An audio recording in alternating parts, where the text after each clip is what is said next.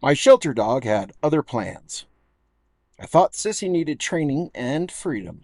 What she really needed took me years to understand. Written and read by yours truly, Oakie McDoakie, screw ups and all. I had a plan when I adopted this shelter dog, Sissy, an American Pit Bull Terrier mix. We were going to do professional dog training together, her learning tricks and me learning how to teach her. Eventually, she would come when I called, walk at heel, and always be well behaved with everyone, human and canine. A kind of Stepford dog. Also, she was going to be a free range Mesa dog, like a lot of the family dogs out here, wandering as she wished, making doggy friends wherever she went, and coming home for munchies, naps, and cuddles. Total hippie. One might see how those two aims could be contradictory. I didn't at the time. As it happens, neither plan worked out exactly. On the training side, I dropped more than $1,000 for 8 weeks of one on one training. The trainer was great. Sissy loved her and learned quickly. The weak link was me. Little consistency, little follow through. A recurring theme in my life.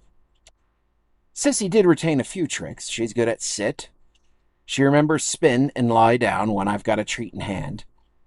She'll come running to touch when she's not too far away, knows I've got the extra tasty treats, and nothing else is more interesting. Same with let's go, though she doesn't usually take a treat these days. If she's got a rock or burr in her paw, she'll eagerly do paw for me to pull it out. That's about as far as we got. The free range part went sideways too. At first it wasn't bad. She was an adolescent when I adopted her, less than a year and a half old, and had a great time playing with the other free range dogs. She'd bring them home too. I was that house where all the kids gather, ready with ice pops and cookies, only in this case an ever full outside water bowl and milk-bone minis. Our closest neighbor dog, Lilith, took Sissy under her wing like a big sister, taught her how to dog, even taught her some manners. When Sissy barked and jumped on me and bit my hand for attention, Lilith would get between us and growl at her, even nip her neck, letting her know, hey, we don't talk to our humans that way. Months in, I'd pretty much given up on training, other than manners at the park. She and I were settling into the free range dog part. She could still be obnoxious with other dogs and humans, but I figured she'd grow out of it. I was wrong.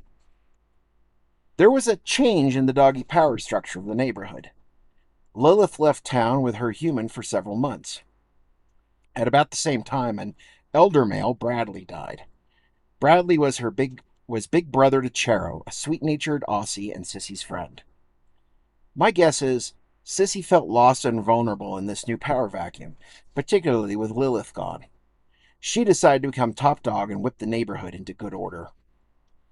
She started getting more aggressive with dogs and humans. She scared the hell out of one lady who screamed at me that Sissy needed to be put down. I figured that woman was mostly the problem, a little lie to myself, and blew it off. Things came to a head, though, when Sissy attacked Chero, the sweet Aussie, with extreme prejudice. No real damage, but it was a brutal-looking fight. Chero's human screamed at me that next time he'd shoot Sissy. I couldn't blame him.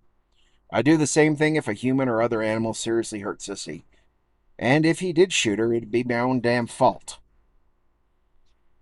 Sissy's free-range life was over for the time being. I started keeping her in the yard and walking her on a leash. I felt bad for clipping her wings, and I wasn't too happy to realize I'd adopted a problem dog. But I consoled myself that at least she'd have a safe home and my company nearly every day. But do you know what happened? She started to settle down. She started to relax. Baffled, I slowly realized that what this girl had needed was stronger boundaries. It wasn't just temperament or lack of training or having lived at the shelter and a bad home before that. All those things had left her feeling unsafe, afraid, and on her own. Being tough was her faulty solution. Boundaries weren't all she needed, though. She also needed me. Sissy and I had always gotten along well enough. By temperament, she likes humans. She liked me. But I was just the latest in a long train of human caretakers.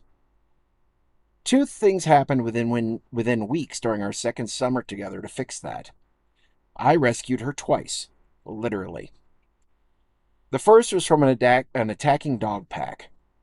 One of our farther neighbors has several free range dogs, including two females who absolutely do not like trespassers, especially other females. Sissy had had words with them before. One day, as we were walking near their home, the two females and two males came running down the hill at Sissy, who was on her leash. She was gearing up to fight when I picked her up like a baby, like she wasn't 60 pounds, and yelled and cussed at the dogs snapping at my feet. I kicked one of the girls. Not hard, but I made my point. They ran off. Once I put Sissy down again, she looked at me with wonder, like she hadn't known a human could do that. The second incident involved a rattlesnake. Sissy has a healthy fear of rattlesnakes for good reason. She'd messed with one during her first summer at Hippie's End and gotten bitten. Her face swelled up like a pumpkin, and she spent a painful night in an animal hospital. So the next summer, I walked out onto the porch one day where Sissy was napping. As she sat up, we heard the rattle from beside the porch step. Sissy froze.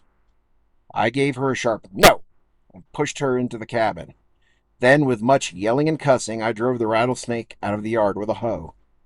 Sissy ran out of the cabin and found somewhere in the yard to hide from both me and the terrible snake. After we both calmed down, she came back into the cabin and sat before me, eyes soft and wide and full of love, as if to say, "You protect?" "Yes, honey, I will always protect you." I actually said that out loud. I think that's when I became her daddy for real. I could see the same change happening in smaller ways, too. When I first brought Sissy home, I had her sleep in the bed with me, as my last dog had done. She went along with it. After all, she'd been dragged into my life and was doing her best to understand the rules. I'd adopted her in January. When summer came, I opened the camper van during the day as a shady doghouse. She started sleeping there overnight, too, where it was cooler than the cabin. She seemed to enjoy having her own space and hardly wanted to be inside with me at all. She kept sleeping in the van into our second winter. Once nighttime lows started dropping into the 20s, though, I wasn't having it.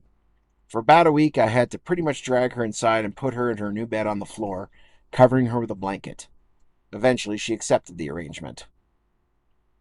The next summer, she kept coming inside at night to sleep in her bed beside me. Then our third winter came. On her own, Sissy started climbing into the bed at night. She was finally fully comfortable. Since those two rescues and over the years since, her behavior with dogs and people has gotten better. Not perfect, better.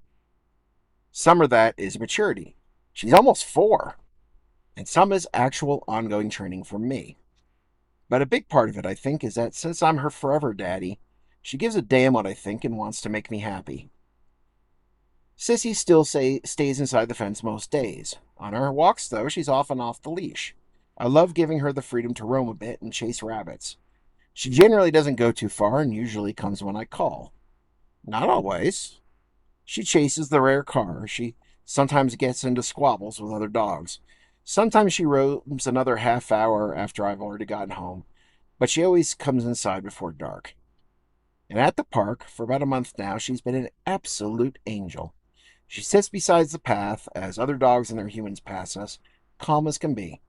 She's not friendly, but she's not reactive. I never got the perfect dog I planned on. I got Sissy. We're pretty tight these days, and she's mostly easy to get along with. If you like this, you can tip me on ko-fi.com/Oakie McDoakie or follow me on Substack by going to oakiemcdoakie.com.